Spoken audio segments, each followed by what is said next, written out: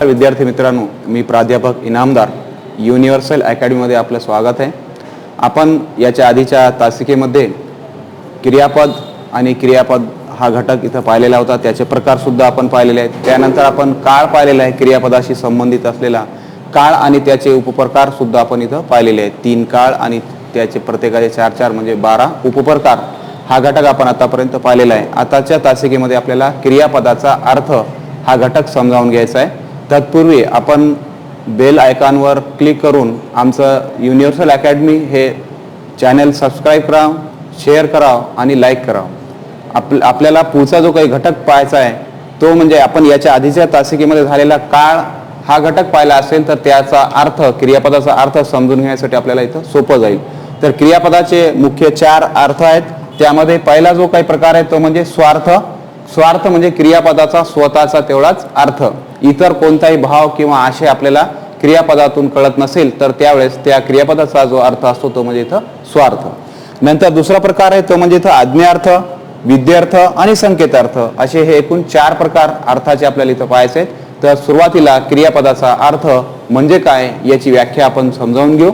क्रियापदाचा अर्थ म्हणजे वाक्यामध्ये असा घटक असतो जो वाक्यातली क्रिया दर्शवतो आणि वाक्याचा अर्थही पूर्ण करतो, अशा या घटकाला आपण क्रियापद असे म्हणत असतो। तर या क्रियापदाचा अर्थ 4 प्रकारे व्यक्त केला जातो। ज्यावेळेस क्रियापद फक्त वाक्यातली क्रिया दर्शवून त्या वाक्याचा अर्थ पूर्ण करत असेल तर त्यावेळेस त्या क्रियापदाच्या अर्थाला आपण स्वार्थ असे म्हणत असतो। उदाहरणार्थ समजा, रामा आंबा खातो। आता रामा आंबा खातो या वाक्यामध्ये खातो हे क्रियापद आहे। हा क्रियापद वाक्यामध्ये खाण्याच्या क्रियेला दर्शवितो आणि त्या वाक्याचा अर्थ इथं पूर्ण करतो, म्हणून खातो या क्रियापदाचा जो अर्थ आहे तो म्हणजे इथं स्वार्थ आहे। त्यानंतर इथं आज्ञार्थ, ज्यावेळेस वाक्यातल्या क्रियापदाला वा, वी, वे या प्रत्ययाने युक्त क्रियापद असेल अशा वेळेस त्या क्रियापदाचा जो अर्थ असतो तो म्हणजे इथं आज्ञार्थ असतो। म्हणजेच वाक्याच्या क्रियापदामधून आज्ञा, सल्ला, विनंती, उपदेश, कर्तव्य, इच्छा, योग्यता अशा प्रकारचे भाव व्यक्त होत असेल, अशा प्रकारचा अर्थ व्यक्त होत असेल क्रियापदाचा, त्यावेळेस आपण त्याला इथं आज्ञार्थ असे म्हणत असतो। त्यानंतर विध्यर्थ, विध्यर्थमध्ये क्रियापदाच्या स्वतःच्या अर्थाव्यतिरिक्त इतर भावना ज्यावेळेस क्रियापद व्यक्त करत असतो त्यावेळेस त्या क्रियापदाचा अर्थ इथं विध्यर्थ असतो। आणि त्यानंतर इथं संकेतार्थ, जेव्हा क्रियापदाच्या अर्थातून संकेत मिळत असेल, एखादी घटना, एखादी गोष्ट दुसऱ्या गोष्टीवर अवलंबून असेल किंवा संकेत मिळत असेल किंवा विशिष्ट प्रकारची अट दर्शवल्या जात असेल तर अशा वेळेस त्या क्रियापदाचा जो अर्थ असतो तो म्हणजे इथं संकेतार्थ। आता अट कशी की एक घटना घडली, तुम्ही वेळेवर आले तर मी तुम्हाला व्याकरण शिकवेन। आता येणे आणि शिकवणे ह्या 2 गोष्टी एकमेकावर काय अवलंबून आहेत, म्हणजे येण्याचा संकेत आपल्याला इथं मिळतो, त्यावेळेस त्या क्रियापदाचा अर्थ म्हणजे इथं काय असतो, संकेत अर्थ। आता या ठिकाणी आपण उभयान्वी अव्ययांचा सुद्धा इथं वापर करत असतो। ज्यावेळेस आज्ञार्थ असेल किंवा विध्यर्थ असेल तर आपण इथं विध्यर्थमध्ये जे क्रियाविशेषणे आहेत ते क्रियाविशेषणे त्यामध्ये आपण समुच्चय बोधक उभयान्वी अव्यय किंवा मग कारणदर्शक उभयान्वी अव्यय यांचा वापर करू शकतो। या संकेतार्थ असेल तर संकेतार्थामध्ये आपण जसं संयुक्त वाक्य असतो आहे ना, संयुक्त वाक्य असेल तर त्या ठिकाणी तो संकेतार्थी असतो वाक्याचा क्रियापदाचा अर्थ। तर आपण स्वार्थ म्हणजे काय हे इथं सुरुवातीला समजावून घेऊ, नंतर आज्ञा। त्यावेळेस क्रियापदाच्या अर्थावरून फक्त केवळ आपल्याला काय काळाचा बोध होतो तेव्हा त्या क्रियापदाचा अर्थ हा स्वार्थ असतो। उदाहरणार्थ बघा इथं, गांधीजी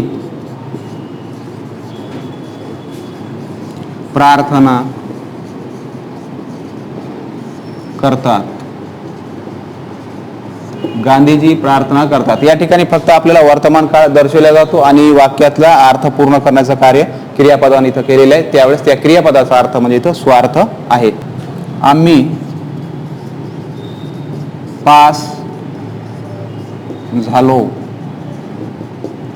किंवा दुसरं उदाहरण, गायी पाण्यावर आल्या। आता या ठिकाणी झालो किंवा आल्या हे जरी भूतकाळ दर्शवत असेल तरी वाक्याचा अर्थ पूर्ण करणे आणि फक्त काळाचाच बोध करून देणे यावेळेस ज्या क्रियापदाचा अर्थ असतो तो इथं स्वार्थ असतो। स्वार्थी क्रियापद म्हणजे काय हे आपल्या लक्षात आलेलं असेल। फक्त क्रियापदाचा स्वतःचा तेवढा अर्थ त्याच्यातून व्यक्त होतो त्यावेळेस तो असतो स्वार्थ।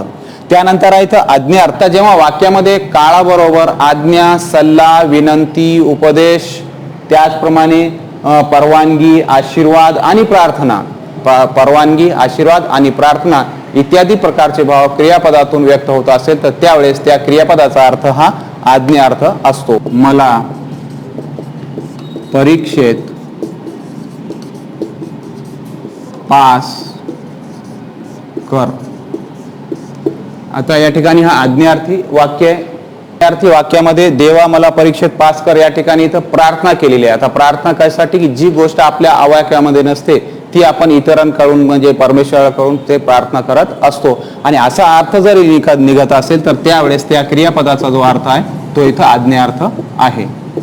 आता या ठिकाणी दुसरी एक गोष्ट आपल्या लक्षामध्ये येते या वाक्यावरून की वाक्यातलं क्रियापद हे आज्ञा, सल्ला, विनंती, उपदेश, प्रार्थना, कर्तव्य, आशीर्वाद इत्यादी भाव व्यक्त जरी करत असेल तरी क्रियापद हे कसं असते, कर, जा, ये, उठ, बस असं एकेरी असते.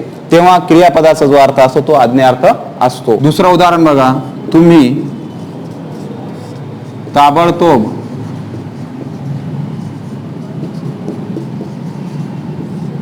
उभे राहा. आता या ठिकाणी तुम्ही ताबडतोब उभे राहा एकेरी न वापरता काय झालेले अनेक वचनी आहे वाक्यातला करता म्हणून इथं राहा हे काय केलेलं आहे, उपदेश दिलेला आहे. तुम्ही ताबडतोब उभे राहा, उपदेश. दुसरा उदाहरण बघा, तू, एक मित्र दुसऱ्या मित्राला सांगत आहे, तू हे प्रकरण कोर्टात ने. तू हे प्रकरण कोर्टात ने. एका मित्राने दुसऱ्या मित्राला दिलेला हा काय तर सल्ला आहे, ऑर्डर ज्याला आपण म्हणतो. आता या ठिकाणी तू हे प्रकरण कोर्टात ने इथं वाक्यातलं क्रियापद एकेरी आलेलं आहे आणि याच्यातून सल्ला दिलेला आहे असा अर्थ व्यक्त होतो म्हणून वाक्याचा क्रियापदाचा जो अर्थ आहे तो इथं आज्ञार्थ आहे. दुसरं उदाहरण, आम्ही बाहेर जाऊ. आता याच्यातून अनेक वचने असल्यामुळे राहा, जाऊ अशा प्रकारचे क्रियापद इथं वापरलेले आहेत परंतु याच्यातून जो काही अर्थ निघतो, आम्ही बाहेर जाऊ, परवानगी मागितलेली आहे, परवानगी, तरी क्रियापदाचा जो अर्थ आहे तो आज्ञार्थ होतो.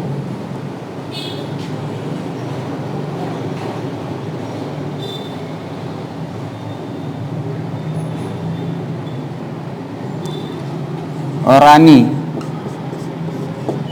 माझे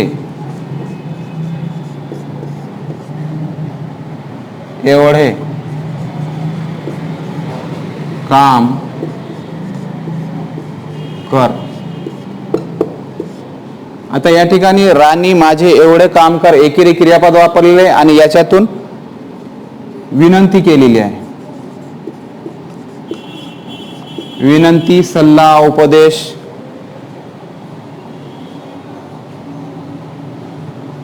आशीर्वाद, प्रार्थना इत्यादी अर्थ जर निघत असेल तर त्या वाक्याचा अर्थ, त्या क्रियापदाचा अर्थ हा आज्ञार्थ असतो. आज्ञार्थ वाक्यातली क्रियापदाचं रूप काय असते, एकेरी असते. हे त्याचं वैशिष्ट्य ओळखण्याची ती खूण आहे. आणि वाक्यातून प्रार्थना, उपदेश, सल्ला, परवानगी, विनंती इत्यादी अर्थ निघत असेल तर त्या ठिकाणी त्या क्रियापदाचा अर्थ आज्ञार्थ असतो. या नंतरचा जो अर्थ आहे तो म्हणजे तो विद्यार्थ. विद्यार्थीची व्याख्या पाहू आणि त्याचे उदाहरण. जेव्हा वाक्यातील क्रियापदावरून सल्ला, आज्ञा, सल्ला, विनंती, उपदेश अशा प्रकारचे अर्थ निघत असतात त्यावेळेस त्या क्रियापदाचा अर्थ आज्ञार्थ होतो. आणि ज्यावेळेस वाक्यातील क्रियापदावरून कर्तव्य, इच्छा, पात्रता, योग्यता, त्याची लायकी इत्यादी अर्थ आपल्याला कळत असेल तर त्यावेळेस त्या क्रियापदाचा अर्थ विद्यार्थ असतो. दुसरी गोष्ट, विद्यार्थी क्रियापद असेल तर क्रियापदाचा रूप वा, वी, वे, वेत इत्यादी प्रत्ययांनी युक्त असतो त्यावेळेस त्या क्रियापदाचा अर्थ हा विद्यार्थ असतो. आता आपण हे उदाहरण, आपल्या राष्ट्रध्वजाचा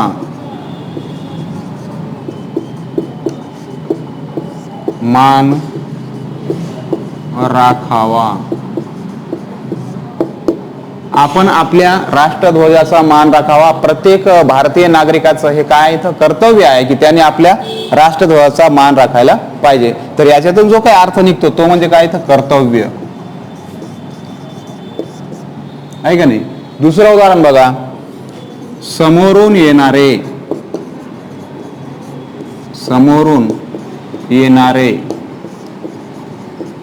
काकाच असावे. समोरून येणारे काकाच असावे. आता या ठिकाणी डायरेक्टली परफेक्ट सांगितलेलं नाही की काका आहेत म्हणून, तर काय केलेलं याच्यातून तर्क काढलेला आहे ना, शक्यता आहे. तर्क जरी निघत असेल तरी त्या ठिकाणी त्या क्रियापदाचा अर्थ हा काय असतो, विद्यार्थ असतो. विद्यार्थी क्रियापद वाविवे या प्रत्ययाने युक्त असतो. उदाहरणार्थ दुसरं,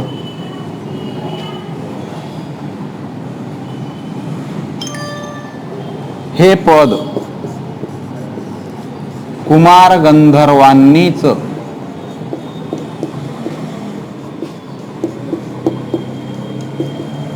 गावे. हे पद कुमार गंधर्वांनीच गावे. ते पद गाण्यासारखं, त्यांच्यासारखं दुसरं कोणीही गाऊ शकत नाही. ते गाण्याची लायकी पात्रता कोणाची आहे, कुमार गंधर्वांचीच आहे. म्हणून याच्यातून जो काही अर्थ निघतो तो पात्रता, योग्यता किंवा लायकी हा अर्थ निघतो. आणि त्यावेळेस हा अर्थ जरी निघत असेल त्यावेळेस क्रियापदाचा जो अर्थ आहे तो इथं विद्यार्थ असतो. उदाहरण पाहिलेलं आहे, हे पद कुमार गंधर्वांनीच गावे. हे पद गाण्याची पात्रता, लायकी, योग्यता कोणाची आहे, फक्त कुमार गंधर्वांचीच आहे असा अर्थ याच्यातून व्यक्त होतो. म्हणून क्रियापदाचा जो अर्थ आहे तो इथं विद्यार्थ आहे. दुसरं उदाहरण बघा, आता तो सिनेमागृहात असावा.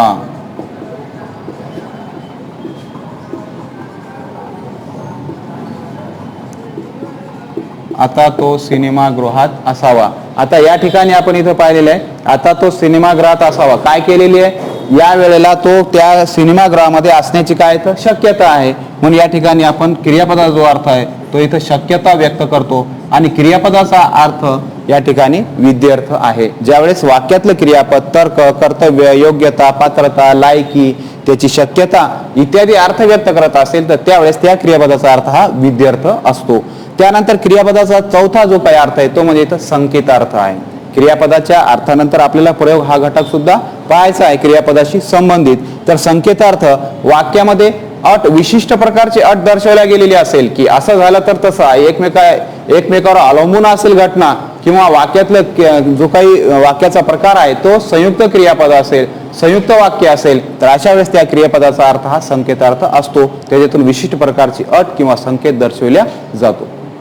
जेव्हा वाक्यातील क्रियापदाचा अर्थ अमुक केले तर अमुक झाले, अमुक केले असते तर अमुक झाले असते असा अर्थ व्यक्त करत असेल किंवा विशिष्ट प्रकारची अट किंवा खूण किंवा चिन्ह दर्शवल्या जात असेल, एक गोष्ट दुसऱ्या गोष्टीवर अवलंबून आहे असा अर्थ क्रियापदातून निघत असेल तर त्यावेळेस त्या क्रियापदाचा अर्थ हा संकेतार्थ असतो. उदाहरणार्थ बघा, हवेत गारवा आला असता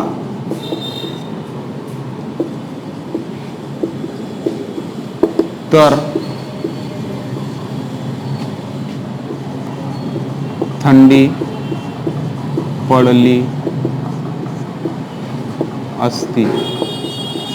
आता या ठिकाणी गारवा येणे आणि थंडी पडणे एकमेकावर काय अवलंबून आहेत अशा प्रकारची अट किंवा संकेत आपल्याला इथं मिळतो. एक गोष्ट घडली तर दुसरी गोष्ट घडणार आहे त्यावेळेस त्या क्रियापदाचा अर्थ संकेतार्थ असतो. ते चकाकते, ते सारे सोने नसते. आता या ठिकाणी एकमेकावर जरी अवलंबून नसेल गोष्ट तरी याच्यातून संकेत मिळतो. आपलं चकाकणे आणि सोने असणे किंवा नसणे ही गोष्ट आपल्याला याच्यातून संकेत मिळत आहे. म्हणून जे आणि तेशी संबंध जोडला गेलेला आहे. इथं उभ्याने अव्ययांचा वापर केलेला, संबंधी सर्वनामांचा वापर केलेला आहे. ही त्याच्या ओळखीची खूण आहे. संकेतार्थी क्रियापद असेल तर त्याच्यातून एक विशिष्ट प्रकारची अट किंवा संकेत किंवा खूण मिळत असते. दुसरं उदाहरण बघा, जो अभ्यास करील तो पास होईल. जो अभ्यास करील तो पास होईल. आता या ठिकाणी अभ्यास करणे आणि पास होणे एकमेकावर काय का अवलंबून आहे, किंवा आपल्याला संकेत मिळत आहे अभ्यास करण्याचा आणि त्याच्यातून पास होण्याचा. म्हणून या ठिकाणी क्रियापदाचा जो काय अर्थ आहे तो इथं संकेतार्थ आहे. संकेतार्थी क्रियापद एकमेकावर अवलंबून असणारे असतात, वाक्य त्यामध्ये जोडलेले. आणि विद्यार्थी क्रियापद असेल, आपण याच्या आधीच पाहिलेले आहे की एखादी शक्यता असेल किंवा वा वी वे या प्रत्ययाने युक्त क्रियापद असेल तर विद्यार्थी असतो. आज्ञार्थी क्रियापद असेल किंवा क्रियापदाचा अर्थ आज्ञार्थ असेल तर त्यावेळेस क्रियापदाचं रूप एकेरी असतो, जा, कर, उठ, हस, बोल अशा प्रकारे. आणि क्रियापदाचा अर्थ स्वार्थ असेल तर फक्त त्याच्यातून काळाचा बोध होतो, काळा व्यतिरिक्त इतर कोणताही बोध किंवा इतर कोणती भावना आपल्याला त्याच्यातून कळत नाही. फक्त क्रियापदा स्वतःचा अर्थ करतो, म्हणून आपण स्वार्थ क्रियापद असे म्हणत असतो. या क्रियापदाशी संबंधित आपण काळ आणि अर्थ हे दोन घटक इथं पाहिलेले आहे. क्रियापदाचे अर्थ 4 आहेत आणि क्रियापदाचे काळ 3 आहेत मुख्य, आणि त्याचे 4 उपप्रकार असे 12 उपप्रकार आहेत. असे आतापर्यंत आपण 2 घटक पाहिलेले क्रियापदाशी संबंधित काळ आणि अर्थ. आता आपल्याला पाहायचं आहे प्रयोग.